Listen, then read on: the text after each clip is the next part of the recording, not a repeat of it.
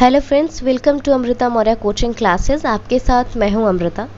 Friends, आज की इस वीडियो में हम वाटर साइकिल यानी कि जलीय चक्र से इम्पोर्टेंट जितनी भी रिलेटेड बातें होती हैं, जैसे ये क्या होता है, इसकी क्या ज़रूरत है और ये इसका जो पूरा प्रोसेस है, इसकी जो पूरी प्रक्रिया है वो कैसे काम करती है और इससे रिलेटेड जितने भी इम्पोर्टेंट जो टॉपिक्स हैं उस पर हम बात करेंगे। तो चलिए वीडियो को शुरू करते हैं। And before we start the video, one request, please don't forget to subscribe our channel and like the videos. Friends, मैंने यहाँ पर वाटर साइकिल यानी कि जलीय चक्र के बारे में इंग्लिश में डिफिनेशंस लिखे हुए हैं, लेकिन मैं इसे पढ़कर हिंदी में भी बताऊंगी ताकि हिंदी और इंग्लिश दोनों मीडियम्स के जो लोग हैं उनके लिए वीडियो हेल्पफुल रहे। सो चलिए शुरू करते हैं। So water cycle is the process that describe the continuous flow of water in the environment. यानी कि जलीय चक्र एक ऐसी प्रक्रिया है जो पानी के बिना रुके हुए प्रवाह जो इस पूरे प्रकृति में होती है उसके बारे में बताता है। यानी कि वाटर साइकिल एक ऐसा तरीका है जिसके ज़रिए हम समझते हैं कि ये जो पानी की जो अवेलेबिलिटी है, मैं इसे इमेज के थ्रू बताने की कोशिश करती हूँ कि जैसे ओशियंस में पानी है, क्लाउड्स में भी पानी होता है और पानी के कुछ अमाउंट वेपर बन के भी रहता है। सो ये जो पूरा जो साइकिल है ना, पानी की मौजूदगी के बारे में, इसके फ्लो के बारे में, इससे जुड़ी जितनी भी बातें होती हैं वो वाटर साइकिल बताता है। अगला जो इम्पोर्टेंट पॉइंट है, water cycle is also called hydrologic cycle. यानी कि वाटर साइकिल के एक अलग नाम से भी हम जानते हैं जिसे हम कहते हैं हाइड्रोलॉजिक साइकिल। हालांकि इन दोनों का मतलब हिंदी में जलीय चक्र ही होता है। अगला पॉइंट जो है, water cycle is important to all the plants and animal because it enables the availability of water to them.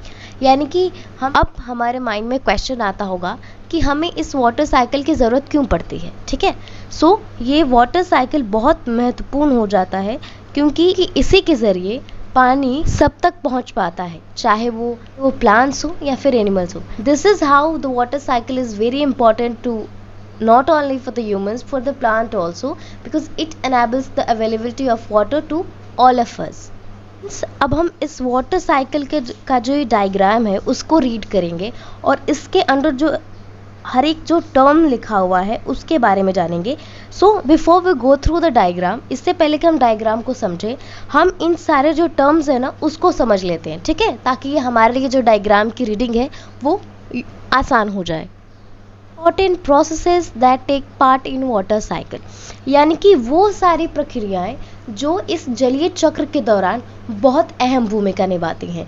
आपसे ये भी क्वेश्चन पूछ सकता है कि कौन कौन सी ऐसी प्रोसेसेस हैं, कैसे कौन कौन सी ऐसी प्रक्रिया हैं जो एक वाटर साइकिल के अंडर आती हैं। ठीक है, सो जो सबसे पहला इम्पॉर्टेंट प्रोसेस हमारे सामने आता है दैट इज़ इवेपोरेशन, जिसे हिंदी में हम कहते हैं वाष्पीकरण। So it is the process of change of water into water vapour. यानी कि इवेपोरेशन यानी कि वाष्पीकरण के दौरान पानी अपने लिक्विड स्टेट से गैसीय स्टेट में चेंज हो जाती है, यानी कि अपनी द्रव्य अवस्था को छोड़कर गैसीय अवस्था में बदल जाती है। तो ये था वाष्पीकरण यानी कि इवेपोरेशन। अगला जो इम्पॉर्टेंट प्रोसेस है दैट इज कंडेंसेशन, जिसे हिंदी में हम कहते हैं संघनन, यानी कि संघनन की प्रक्रिया। So it is the reverse process of evaporation, यानी कि जो हमने ऊपर वाष्पीकरण इवेपोरेशन को पढ़ा था उसका ये रिवर्स होता है, क्योंकि इसमें जो वाटर वेपर होता है वो पानी में बदल जाता है। और हमने पढ़ा था कि इवेपोरेशन में पानी वाटर वेपर में बदलता है, यानी कि condensation is reverse of evaporation. ठीक है, अगला जो इम्पॉर्टेंट प्रोसेस प्रेसिपिटेशन, जिसका हिंदी में मतलब होता है वर्षण यानी कि वर्षा। So in this process water droplets fall on the earth in the form of rain, dew and other forms। यानी कि प्रेसिपिटेट का मतलब ये होता है कि जब आसमान से बूंदों के रूप में जो बारिश बरसती है ना सिर्फ बारिश बल्कि ओश की बूंदें जो इस पृथ्वी पर गिरती हैं वो होती है वर्षण की प्रक्रिया। सो ये थे जो हमें वाटर साइकिल के डायग्राम को पढ़ने में समझने में बहुत हेल्प करेंगे। तो चलिए अब हम डायग्राम को पढ़ते हैं। तो फ्रेंड्स, अब हम वाटर साइकिल के डायग्राम को समझेंगे और समझेंगे कि कैसे ये पूरा का पूरा साइकिल काम करता है। सो हम सबको पता है कि पृथ्वी पर पानी ओशियंस में होता है, लेक्स में होता है और बर्फ़ के रूप में पहाड़ों पर भी जमा रहता है, जिसे हम कहते हैं आइस ग्लेशियर। सो सन के टेम्परेचर की वजह से जब ये पिघलकर नीचे ओशंस में ही आते हैं, ठीक है। सो ये इस तरह से पानी इस पृथ्वी पर मौजूद होता है।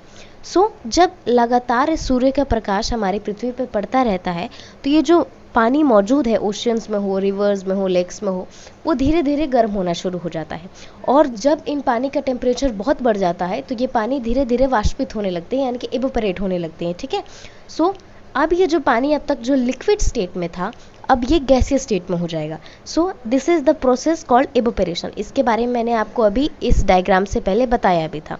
सो जैसे ये नॉर्मली नदियों से पानी जब वाष्पित होकर, नदियों से, तालाबों से, झीलों से जब ये पानी वाष्पित होकर जाता है, तो हम इस पूरे प्रोसेस को इवोपरेशन कहते हैं। लेकिन जब पेड़ों में भी जो पानी मौजूद होता है, जब उनकी पत्तियों से, उनके डालों से जब पानी सूर्य के प्रकाश की वजह से या फिर उनके प्लांट्स में कुछ ऐसे पॉइंट्स होते हैं जिनके खुले होने की वजह से जब ये पानी पेड़ों में मौजूद ये पानी जब ऊपर पहुंचता है, तो इस जो पूरे प्रोसेस है उसको ट्रांसपिरेशन कहते हैं। ये है इवोपरेशन और ये है ट्रांसपिरेशन। यानी कि जब नॉर्मली तालाबों से, इस धरती से पानी जब इवोपरेट होता है तो उसे हम इवोपरेशन कहते हैं। लेकिन जब पेड़ की पत्तियों से या फिर पेड़ से ही पानी जब उड़ता है और वाटर वेपर बनता है, तो उसे हम कहते हैं ट्रांसपिरेशन, ठीक है। अब क्या होता है वाटर वेपर बनने के बाद, जब ये वाटर वेपर आसमान में जाता है तो ये क्लाउड्स को फॉर्म करता है, यानी कि वहाँ पर जाकर बादल बनते हैं, ठीक है। और एक समय के बाद ये जो वाटर होता है वो इतना भारी हो जाता है कि अब वो आसमान में नहीं रह सकता, उसे बारिश के रूप में या फिर ओस के रूप में उसे नीचे आना पड़ता है। सो यहाँ पे जो कंडेंसेशन लिखा हुआ है, कंडेंसेशन वो प्रोसेस होता है जिसे हम हिंदी में कहते हैं संघनन की प्रक्रिया। इसमें एक्चुअली क्या होता है, जब ये वाटर वेपर जो मतलब अब तक गैसियस फॉर्म में था, जो इसने अभी तक क्लाउड बनाया हुआ था, जब ये लिक्विड फॉर्म में चेंज हो जाता है, यानी कि बारिश होने के लिए जब ये तैयार हो जाता है और जब ये वाटर वेपर वाटर में बदल जाता है, तो इसे कहते हैं हम कंडेंसेशन की प्रोसेस, ठीक है। अब जब ये बारिश, मैंने बताया कि जब ये भारी हो जाएगा तो वो वाटर ड्रॉपलेट्स यानी कि बारिश के फॉर्म में, ओस की बूंदों के फॉर्म में या फिर सिल्ट के फॉर्म में जब ये ज़मीन पे गिरता है, तो इस प्रक्रिया को कहते हैं प्रेसिपिटेशन, ठीक है। प्रेसिपिटेशन कहते हैं इसे, जिसे हिंदी में कहते हैं वर्षण क्रिया। फिर ये पानी फिर नीचे आएगा, फिर गर्म होगा, फिर ऊपर जाएगा, फिर कंडेंसेशन होगा, फिर ये पानी बरसेगा। This is how the total water circle works. So ये थी वाटर साइकिल से रिलेटेड सारी इंपॉर्टेंट बातें। हमने इस वीडियो के लास्ट तक वाटर साइकिल क्या होता है, इसकी इम्पोर्टेंस क्या है, कैसे काम करता है, इन सारी रिलेटेड चीज़ों को जान ली। आज के इस वीडियो में इतना ही। Thank you for watching our full video and don't forget to subscribe our channel.